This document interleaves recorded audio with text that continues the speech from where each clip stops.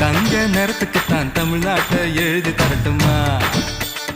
உன் கண்ணு அழகுக்குத்தான் கன்னட நாட்டை வாங்கி தரட்டுமா? நீ பார்க்கும் பாதைக்காக பஞ்சாபையே கேட்கட்டுமா? நீ காட்டும் அன்புக்காக ஆந்திராவை கொடுக்கட்டுமா? உத்தரவை சொல்லிவிடு, உப்பி தேசம் உனக்குத்தான்.